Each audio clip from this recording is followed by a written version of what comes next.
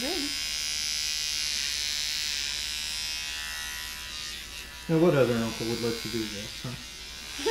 No. Maybe Uncle Luke might let me. Maybe. He shaved his head with that. Yeah, that's true. I don't think Uncle Jason would ever take his head. No. I've seen him with a flat top, but I don't remember him ever shaving his head. Uncle Jimmy and Uncle Mike already have shaved heads, so you. Yeah. You Well, couldn't shave they're their- halfway ready for it anyway. Yeah. So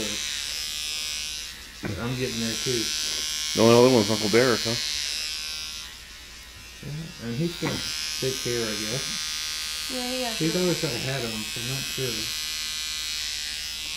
I'm hoping you want it really, really, really short. I do. I mean, literally, it's like that. Yeah, I mean, yeah, I do want it really short. I have really long hair. Yeah, here's my shit. Don't know.